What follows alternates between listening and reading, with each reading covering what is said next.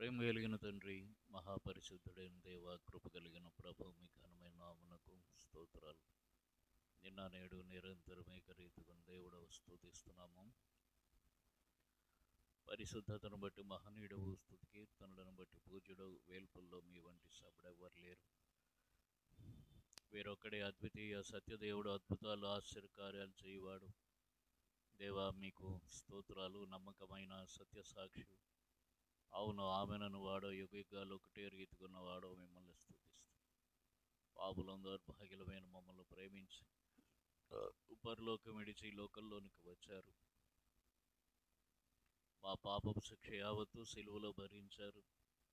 మీరు కార్చిన పరిశుద్ధ రక్తధారలతో మా పాపములు అపరాధముల నుండి మాకు విడుదల, విమోచనము ఇచ్చారు. విశ్వాసం ద్వారా కృపచేత గొప్ప రక్షణ ఇచ్చారు. మీరు దయచేసిన రక్షణ లేదని మీ క్షణం వరకు భద్రపరుస్తున్నారు. ఒకడు తన కనుపాపను కాపాడినట్లు మమ్మల్ని కాపాడుతున్నారు. స్తోత్రాలు దేవా, స్తుతిస్తున్నాం. గడిచిన వారపు దినాలు వీరెక్కల చాట భద్రపరిచినందుకు వదనాలు. మరొక పరిశుద్ధ ప్రభుదినం మా జీవితాల్లో ఇచ్చారు. స్తుతిస్తున్నాం దేవా. లోకంలో చెదిరిన సమస్త పరిశుద్ధులు మీ రక్తం చేత విమోచింపబడిన బిడ్డలందరూ దేవా, ఈ సమయంలో మిమ్మల్ని ఆయా సంఘాలుగా కూడా ఆరాధిస్తుండగా ప్రభు, ఈ కర్మేల్ ప్రార్థనా మందిరంలో మేము కూడా కొద్దిశేషంగా కూడి మిమ్మల్ని ఆరాధించడానికి కృపనిస్తున్నందుకు వందనాలు. రాగలిగిన వారిని బట్టి స్తుతిస్తున్నాం. మార్గ మధ్యమందు ఉన్నవారు క్షేమంగా రాగలుగుటకు సహాయం చేయండి. ఇళ్ల వద్ద ఉన్నవారు త్వరపడి వచ్చేటట్లు కృప చూపండి. అలాగనే దేవా, మరలా జ్వరాలు అనారోగ్యాలతో రాలేకున్న వారిని ముట్టి స్వస్థపరచండి, సహాయం చేయండి. తండ్రి, బద్ధకంగా నిర్లక్ష్యంగా ఉన్న వారిని దర్శించి సరిచేసి నడిపించమని బ్రతిమలాడుతున్నాం. తండ్రి, చేరువచ్చిన మమ్మల్ని జ్ఞాపకం చేసుకోండి. మీ రక్త ప్రోక్షణ కోరుకున్నాం. మా అపరాధాలు, దోషాలు, తప్పిదాలు క్షమించండి. మీ రక్తంతో కడగండి, పవిత్రపరచండి. మీ పరిశుద్ధాత్మతో నింపండి. మీ పరిశుద్ధాత్మ కుమ్మరింపు మాకు దయచేయండి. దేవా, వేడుకుంటున్నాం. కూడిగా ఆదరించి అంతం వరకు సరసత్వం వహించండి. పాడుకునే పాటలు దయచేయండి. ఏక కంఠం, ఏక తాత్పర్యం, ఏక భావం, ఏక తాళంతో పాటలు పాడి మిమ్మల్ని మహింపరచుటకు సహాయం చేయండి. వాద్యంలో వాయించే వారి కృపనివ్వండి. ధ్యానించే వాక్య భాగంలో, ఆరాధన వర్తమానంలో, బల్ల కొరకైన వర్తమానంలో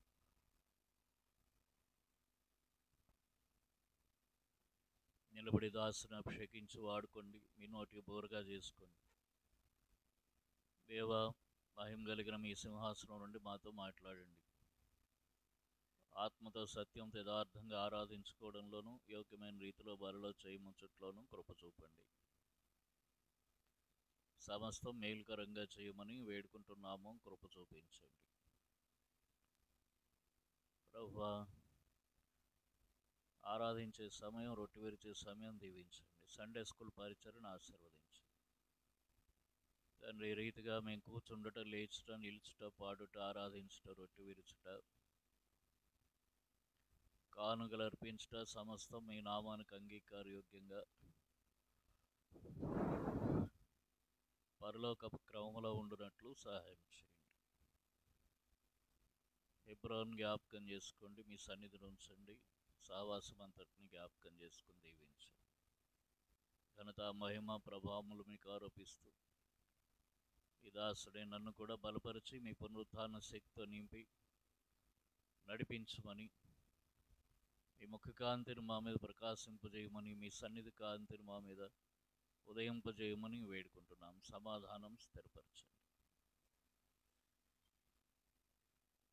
ఎలక్ట్రిసిటీ, వాతావరణం, సౌండ్ సిస్టమ్ మీ స్వాధీనంలో ఉంచుకోండి. వాతావరణంలో నెమ్మది దయచేయండి. కనికరబడిన దురాత్మల క్రియలు, ప్రభావం నజరుడైన యేసుక్రీస్తు వారి శక్తి కలిగిన నామములో బంధిస్తున్నాం. మీరు బంధించి మేలు దయచేసి మహిమ పొందమని యేసుక్రీస్తు వారి పరిశుద్ధ నామంలో ప్రార్థిస్తున్నాం తండ్రి. ఆరాధించుకునే ముందుగా దేవుని వాక్యంలో నుండి కొన్ని మాటలు చదువుకుందాం. లూకా సువార్త 6వ అధ్యాయం 20-21 వచనాలు లేదా 22 కూడా కలిసి చదువుకుందాం. లూకా సువార్త 6వ అధ్యాయం, లూక్స్ గాస్పల్ చాప్టర్ 6 వర్సెస్ 20, 21, 22. అంతటా ఆయన తన శిష్యుల తట్టు పారజూచి ఇట్లైన, బీదలైన మీరు ధన్యులు, దేవుని రాజ్యం మీది. ఇప్పుడు ఆకలి కొనుచున్న మీరు ధన్యులు, మీరు తృప్తిపరచబడతారు. ఇప్పుడు ఏడ్చున్న మీరు ధన్యులు, మీరు నవ్వుదురు. మనుష్య కుమారు నిమిత్తం మనుషులు మిమ్మల్ని ద్వేషించి వెలివేసి నిందించి మీ పేరు చెడ్డదని కొట్టివేయినప్పుడు మీరు ధన్యులు. 23. ఆ దినమందు మీ సంతోషించి గంతులు వేయండి, ఇదిగో మీ ఫలం పరలోకమందు గొప్పదై ఉండను. వారి పితరులకు ప్రవక్తలకు అదే విధముగా చేసిరి. ప్రార్థన చేసుకుంటాం. ప్రేమ కలిగిన తండ్రి, మీ పరిశుద్ధ నామానికి స్తోత్రాలు. యేసు ప్రభు వందనాలైనా స్తుతులు అర్పిస్తున్నాం. ఘనత మహిమ ప్రభావములను మీకు ఆరోపిస్తున్నాం. ఎంతైనా నమ్మదగిన దేవుడు అని స్తుతిస్తున్నాం. ప్రభు, ఈ ఉదయకాల సమయంలో సాగిలు పడుతున్నాం. ప్రభు, మీ ప్రజల పట్ల మీకు దయచొప్పున మమ్మల్ని జ్ఞాపకం చేసుకోండి తండ్రి. మీ రక్త ప్రోక్షణ కోరుకుంటున్నాం.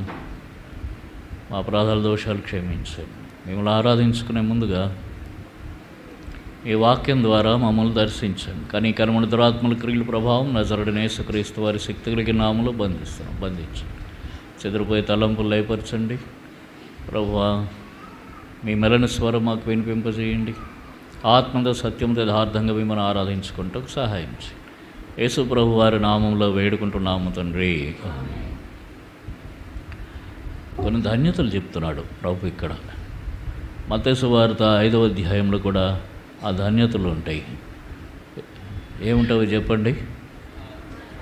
ఆత్మ విషయమై దీనులైన వారు ధన్యులు, పరలోక రాజ్యము వారిది. అట్లా కొన్ని ధన్యతలు ఇక్కడ కూడా అవే మాటలను ఇక్కడ కూడా ప్రభు మళ్ళా లూకా సువార్తలు కూడా అవే మాటలు రాశారు.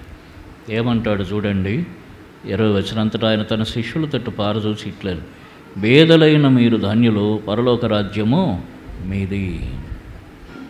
బేదలైన మీరు ధన్యులు, పరలోక రాజ్యం మీది. తరువాత ఇప్పుడు ఆకలి కొనుచున్న మీరు ధన్యులు, మీరు తృప్తిపరచబడతారు. ఇప్పుడు ఏడ్చుచున్న మీరు ధన్యులు, మీరు నవ్వుదురు. సాధారణంగా భూమి మీద ఎవడు కోరుకోనిది ఏమిటంటే పేదరికం. పేదరికాన్ని ఎవడన్నా కోరుకుంటాడా? ఎవడు కోరుకోడు. కాలేజీలో వదిలేసే సమయాల్లో ఆటోగ్రఫీలు రాసుకుంటూ ఉంటారు ఒకళ్ళకొకళ్ళు. అవునా? చెప్పాలా? ఆటోగ్రఫీ రాయటానికి నా ఆటోగ్రఫీ మీద మా సీనియర్ అమ్మాయిలు 2 రాశారు. ఒకడు వాడేసి ఇవ్వకుండా నాది కూడా ఇప్పించాడు. మీరు కూడా రాయించుకోండి సార్, మన సీనియర్స్ అని అన్నాడు. సరే, అందులో ఒక ఆమె రాసింది, కొందరి జీవితం కోరని వరం లాంటిది, కొందరి జీవితం కోరిన శాపం లాంటిది. మీ జీవితం కోరని వరం కావాలని ఆశిస్తూ అని రాసి. అర్థమైందా? కొందరి జీవితం ఎటువంటిదిట? కోరని వరం లాంటిది. అంటే కోరకుండానే వరం వస్తుంది. కొంతమంది జీవితము కోరిన శాపం లాంటిదిట. శాపం కోరి ఎవడన్నా తెచ్చుకుంటాడా? మీ జీవితం కోరని వరం లాగా. ఆ కోరని వరం రక్షణ వచ్చింది నాకు. నేను కొన్నాళ్ళు అనుకుని, ఇది ఏం రాసింది రాయి తల్లి, కోరిన శాపంలాగా ఉంది నా జీవితం అంతా అనుకున్నాను నేను 35 ఏళ్ల వరకు. కానీ 35 ఏళ్ల తర్వాత ఎప్పుడైతే యేసు ప్రభువును పొందానో అప్పుడు కోరని వరం అయిపోయింది. అట్లాగన ఎవడైనా సరే పేదరికం కోరుకుంటాడా? ఎవ్వరు కోరుకోరు. భూమి మీద ఎవడైనా పేదరికం కోరుకోడు. ఒకవేళ ప్రార్థన చేసి చేసి చేసి దేవుడు వచ్చి ఏం కావాలి, ఈ పేదరికం ఇట్లే ఉంచు ప్రభు అని ఎవడని అంటాడా? ఎవడంట తీసే ప్రభు పేదరికం. ప్రభు అంటున్నాడు, బేదలైన మీరు ధన్యులు, ఏమిటట? పరలోక రాజ్యం మీది. కానీ భూమి మీద పేదరికం దేన్ని తీసుకుని వస్తుందంటే పరలోక రాజ్యానికి మార్గం అవుతుంది, పునాది. ధనవంతుడు పరలోక రాజ్యంలోనికి పోట తొందరగా పోడు. చూడండి లూకా సువార్త 19వ అధ్యాయం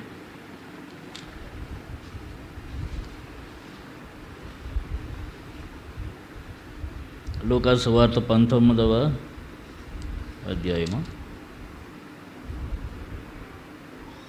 లూకాసు సువార్త 18వ అధ్యాయం 25వ వచనం. ధనవంతుడు దేవుని రాజ్యంలో ప్రవేశించుట కంటే సూది బెజ్జములో ఒంటె దూరుట సులభం అని ప్రభు చెప్పారు. ఇది మత్తయి సువార్తలో 10వ అధ్యాయంలో మత్తయి సువార్తలో ఉంది, తర్వాత మార్కు సువార్తలో కూడా ఉన్నది. మార్కు సువార్త 10వ అధ్యాయంలో ఉంటుంది. కాబట్టి ధనవంతుడు పరలోక రాజ్యంలో ప్రవేశించుట కంటే సూది బెజ్జంలో ఒంటె దూరుట సులభం. సూది బెజ్జంలో ఒంటె దూరుతుందా? సూది బెజ్జం అంటే అందరికీ తెలుసు కదా, తెలుసా? సూది బెజ్జంలో ఒంటె దూరుతుంది, అసలు దారమే దూరదు, అవునా? సన్నటి దారం దూర్చాలి, కాస్త మందమైన దారం పెడితే దూరదు. అలాంటిది ఒంటె దూరుతుందా? ఆ దినాల్లో యెరూషలేంలో ఆ గోడకు ప్రాకారానికి మెయిన్ గేటుకు అవతల ఎక్కడో ఒక ద్వారం ఉండేదట, సన్నటి ద్వారం. ఈ ద్వారాల మెయిన్ గేట్ కనుక నైట్ క్లోజ్ చేస్తే దానిలో నుంచి వెళ్ళి రావాలన్నమాట. దానిలో ఒంటె దూరటం కష్టం. వ్యాపారస్తులు వెళ్ళి వచ్చేటప్పుడు ఒంటె ఒకళ్ళు దూరాలంటే దాన్ని చాలా కష్టంగా దూర్చాలి, అది కిందకి పడి మీద పడి ఏదో వెళ్తుంది. అది అందుకని అదొక ఉదాహరణగా ప్రభు చెప్పారని కొంతమంది చెప్తారు. అంటే ఆ దానిలోనైనా ఒంటరిన దూరుతుందేమో కానీ ధనవంతుడు పరలోక రాజ్యంలో ప్రవేశించడనేసి. మరి ధనవంతులు వెళ్ళరా? అబ్రహాము ధనవంతుడే, దరిద్రుడా? ధనవంతుడు ఇస్సాకు ధనవంతుడే, యాకోబు ధనవంతుడే, యోసేపు ధనవంతుడే. కనుక ధనవంతులు ఉన్నారు. ఇందులో అరిమతయి యోసేపు ధనవంతుడే, ఏదో ఈ కొత్త నిబంధన గ్రంథంలో. కనుక ధనవంతులు ఉన్నారు.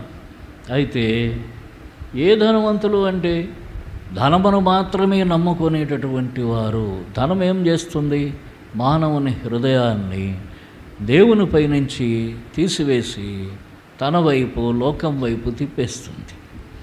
అంటే ప్రభు చెప్పిన మాట అబద్ధమా? సత్యం అంతే.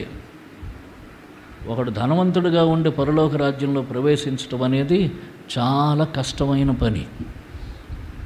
ధనం సంపాదించుకోవటానికి ప్రయత్నం చేశాడు, స్టార్ట్ చేశాడు అంటే ధనం వెనుకనే పరుగులు పెడుతూ ఉంటాడు. ఇద్దరు ఉన్నారు మనకు తెలిసిన వాళ్ళు. ఒకడు ధనవంతుడు, ఇంకొకడు లాజరు. లాజరు ఎవడు? పేదవాడు, వాడు బీదవాడు, వాడు తినడానికి కూడా లేదు. ఇద్దరు చనిపోయారు. ఎవడు పరలోకానికి వెళ్ళాడు? లాజరు, బీదవాడు వెళ్ళాడు. మరి ధనవంతుడు వాడు ఏం చేస్తున్నట? ఇక్కడ నీకు ఇష్టం వచ్చినట్టు సుఖపడ్డావు అంటాడు అబ్రహాం. ఇప్పుడు అదంతా చూడలేదు.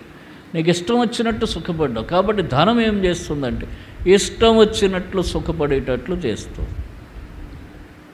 ఇంకో ఉదాహరణ కూడా చెప్తా. ఒక తండ్రికి ఇద్దరు కొడుకులు ఉన్నారు. తండ్రి ధనవంతుడే, ఇద్దరు కొడుకులు ధనవంతులే. ఈ తండ్రి రెండో కొడుకు ఏం చేశాడు? ధనవంతా తీసుకుని పోయాడు. వాడి దగ్గర డబ్బు ఉన్నంతకాలం వాడికి బుద్ధి వచ్చిందా? రాలేదు. ఎప్పుడు బుద్ధి వచ్చిందట? అంత ఖర్చు చేసి అని అన్నాడు. అంత ఖర్చు చేశాడు, అయిపోయింది. తినడానికి ఇప్పుడు లేదు, గుడ్డలు చిరిగిపోయాయి, మూత ఎండిపోయింది, జుత్తు తైల సంస్కారం లేదు, డొక్కలు అంటుకుపోయాయి, పందులు కూడా వాడిని దగ్గరికి రానివ్వలేదు, మనుషులు వదిలేశారు. అప్పుడు బుద్ధి వచ్చింది. అప్పుడు ఏం చేశాట? నా తండ్రి ఇంటికి వెళ్తాను అంటే ధనవంతుడిగా ఉన్నప్పుడు తండ్రి ఇల్లు గుర్తొచ్చిందా? బీదవాడైపోయిన తర్వాత తండ్రి ఇల్లు గుర్తొచ్చిందా? కనుక పేదరికం అనేది మన జీవితాల్లో శాపం కాదు, అర్థం చేసుకోవాలి. అలా చాలామంది పేదరికంలో ఉండొచ్చు. అంటే ఎప్పటికప్పుడు తింటే ఇంత కలో గంజో తాగటం, తినటం అదంతా వేరే విషయము. అది కూడా లేని వారు ఉంటారు. కానీ దాంతో కష్టపడటం, వచ్చింది చాలట్లేదు, కోరికలు తీరట్లేదు, అవసరాలు కూడా తీరనటువంటి పరిస్థితులు చాలామందికి ఉంటాయి.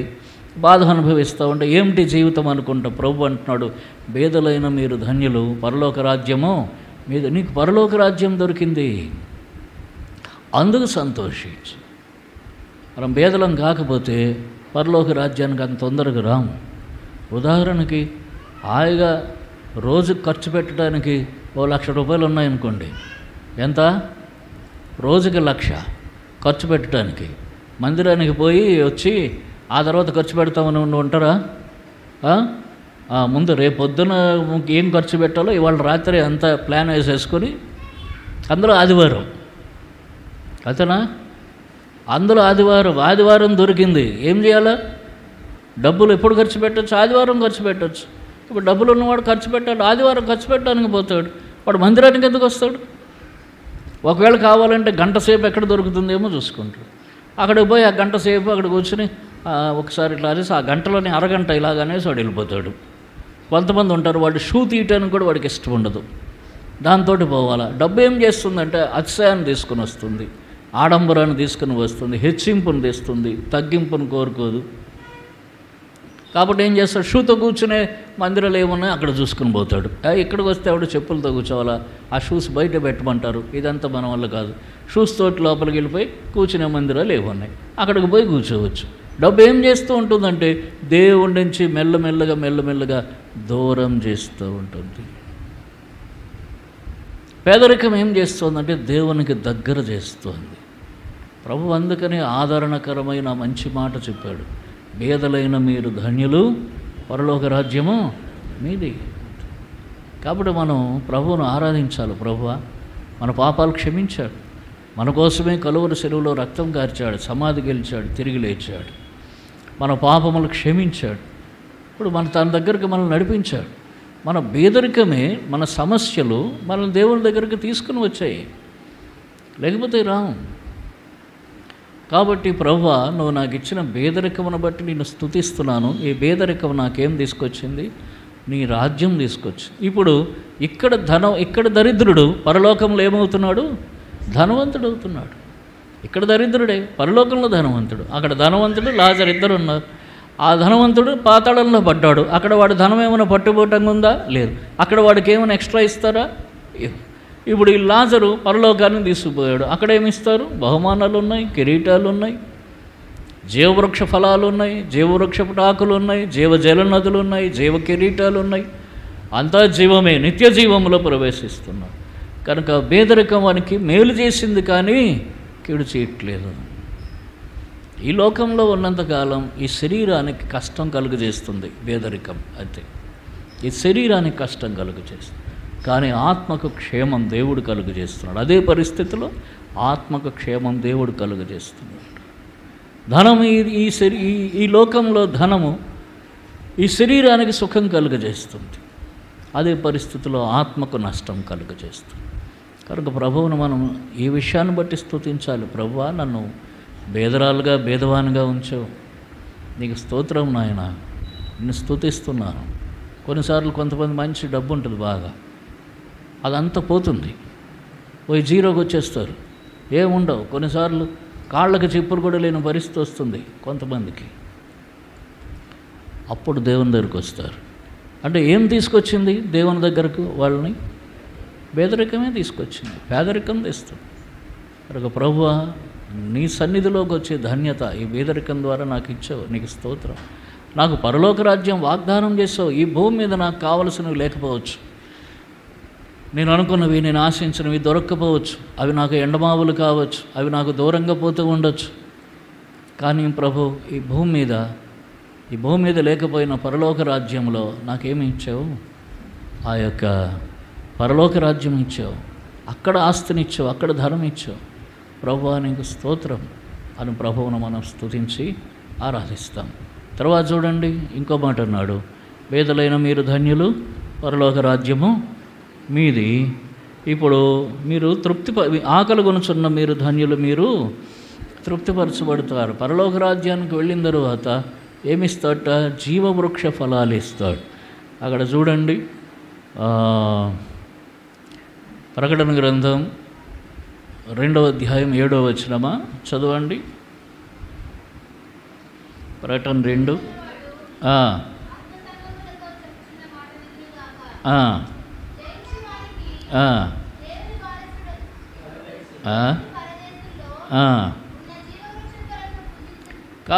ఇక్కడ ఆకలితో ఉంటాడట, అక్కడికి పోతే ఏమిస్తాడట?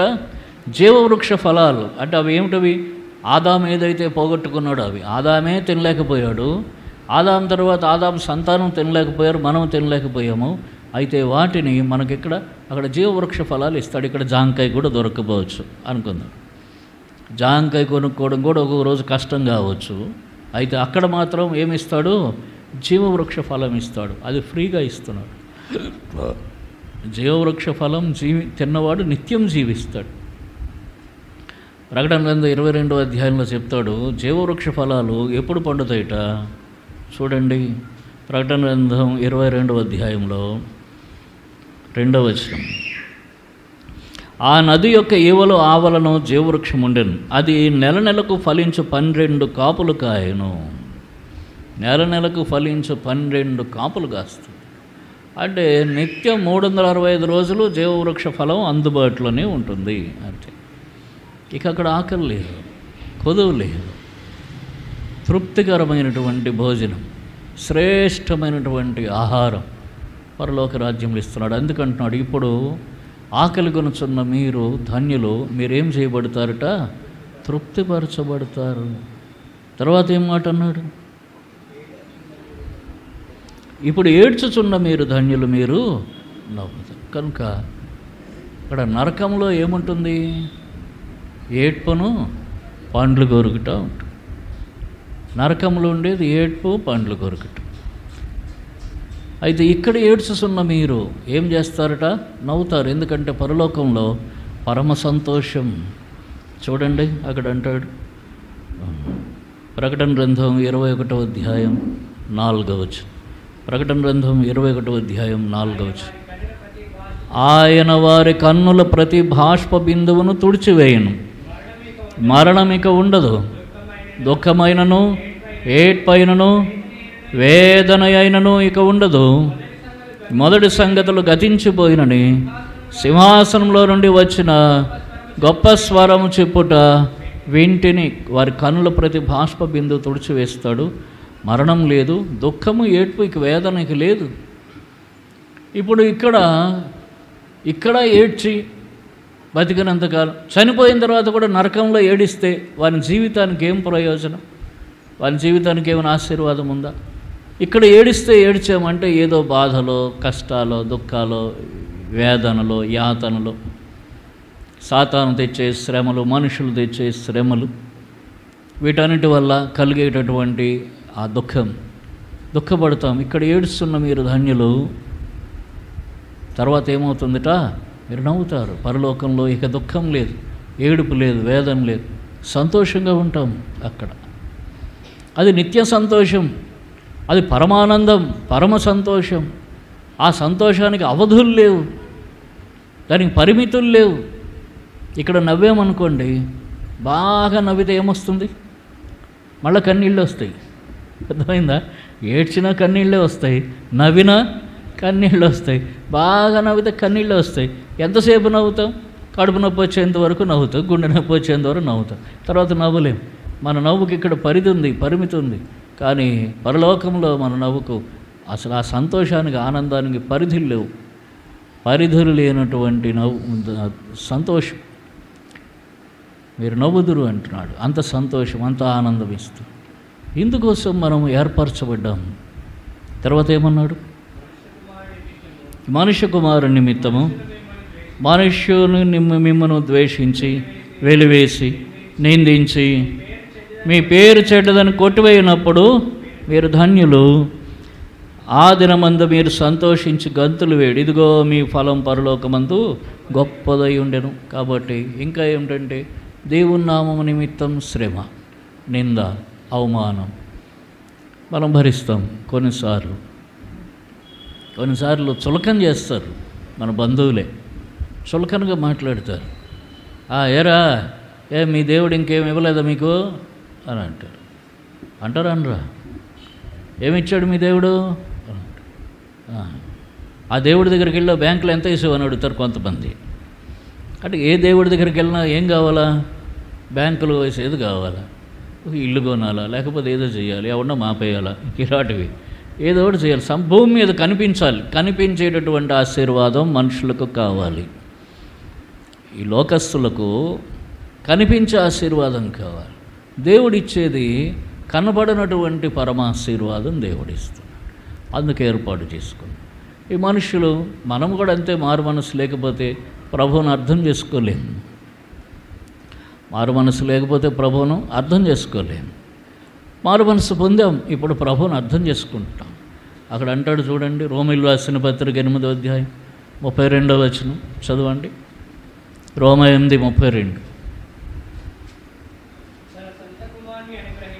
తన సొంత కుమారుని అనుగ్రహించుటకు వెనుక తీయక మనందరి కొరకు ఆయనను అప్పగించిన వాడు ఆయనతో పాటు సమస్తం మనకెందుకు అనుగ్రహించడు? కాబట్టి కుమారుణ్ణి ఇచ్చాడు మన కోసం. సమస్తం ఎందుకు ఇవ్వడు? దేవుడు అన్నీ ఇస్తాడు. రోమన్స్ 8:32. దేవుడు అన్నీ ఇస్తాడు. కనుక ఇది తెలియక వారు మనల్ని నిందిస్తారు. ఏదో ఒక రకంగా నిందిస్తారు. లేదా వారు చెప్తే నిందిస్తారు, చెప్పినా నిందిస్తారు, చెప్పకపోయినా నిందిస్తారు, అనేక రకాలుగా బాధ పెడతారు. మనుష్య కుమారుని నిమిత్తము మనం ఏదో తప్పుడు పని చేసి వేదన దుఃఖం తెచ్చుకోవటం అది వేరే, అది కాదు. దేవుని కొరకు మనం బతుకుతున్నందుకు గాను, యేసు ప్రభువును నమ్మినందుకు గాను, యేసు ప్రభు నామమును బట్టి జీవిస్తున్నందుకు గాను మనకు వచ్చేటటువంటి ఆ శ్రమలు, ఆ అవమానం, ఆ నింద ఏమవుతుందిట?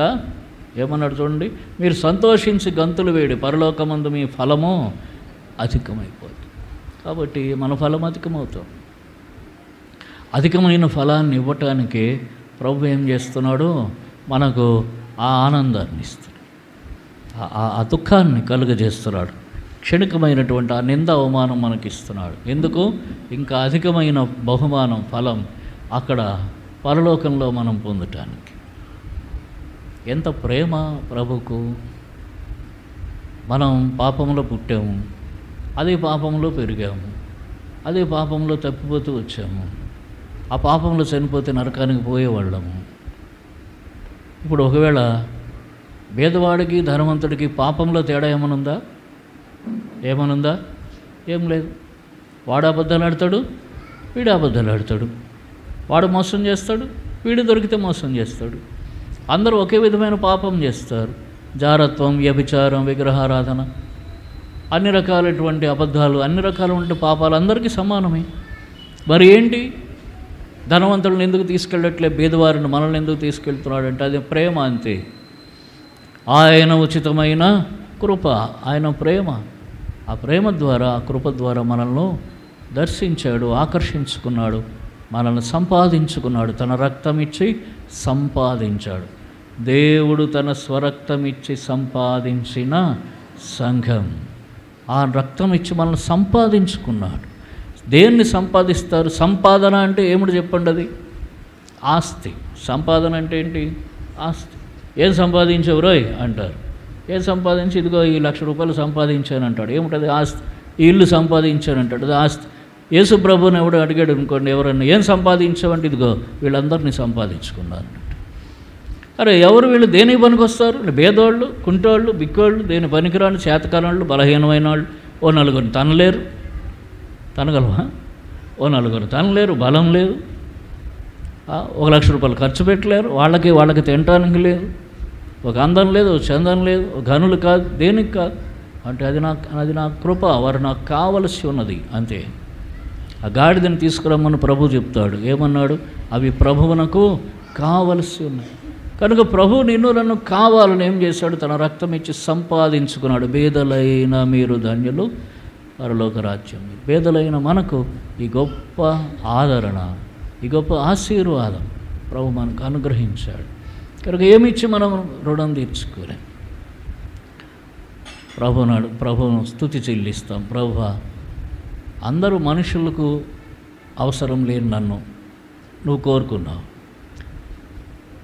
నేను కూడా పాపినే. లోకంలో నాకు సంతోషం లేదు, నాకు ఏడుపు ఉంది, నిజమే. లోకంలో నాకు నెమ్మది లేదు, నాకు పేదరికం ఉంది, నిజమే. లోకంలో నాకు ఆకలి ఉంది. లోకంలో నేను అంత లేమి కొదువ అనుభవిస్తున్నప్పుడు నువ్వు నన్ను దర్శించావు. సాధారణంగా మనుషులు ఎవరిని పిలుస్తారు, ఎవరి దగ్గరికి వెళ్తారు, ఎవడు రావాలని కోరుకుంటారు? అన్నీ ఉన్నవాడు మనకు దొరికితే బాగుండని కోరుకుంటారు. ఏమీ లేనివాడు ఎవరికి కావాలి? కాబట్టి ప్రభువా, నువ్వు రాజాది రాజువై ఉండి ఏమీ లేని నన్ను నువ్వు ఆకర్షించుకున్నావు, పిలిచావు, నీ రక్తం ఇచ్చి కొన్నావు, సంపాదించుకున్నావు, నన్ను కడిగావు, పవిత్రపరిచావు, నా పాపం క్షమించు, ఇప్పుడు నీ పరలోక రాజ్యానికి సిద్ధపరుస్తున్నా. ఈ లోకంలో నేను ఎలా జీవించినా నా జీవితం ముగిసిపోతుంది ఒక దినాన్న. ప్రభు అక్కడికి వచ్చిన తరువాత నా దుఃఖమంతా సంతోషంగా పరమానందంగా మారిపోతుంది. భేదవాణ్ణి, అక్కడ ధనవంతుడిని అయిపోతున్నాను. ఇక్కడ నిందలు శ్రమలు నాకు అక్కడ కిరీటాలుగా మారిపోతూ ఉన్నాయి, బహుమానాలుగా మారిపోతూ ఉన్నాయి. ఇక్కడ ఆకలి, అక్కడ సంతృప్తి అయిన సమృద్ధి అయిన జీవవృక్ష ఫలాలు, పరలోకపు మన్నా నువ్వు నాకు తినిపిస్తూ ఉన్నావు. ప్రభువా నీకు స్తోత్రం. ఇంత గొప్ప ధన్యత కొరకు, ఇంత గొప్ప ఐశ్వర్యం కొరకు ప్రభువా నువ్వు నన్ను ఏర్పాటు చేసుకున్నావు. ఏమిచ్చి నీ రుణం తీర్చుకోలేను అని కొన్ని మాటలతో ప్రభువును స్తుతించి ఆరాధించుకుందాం.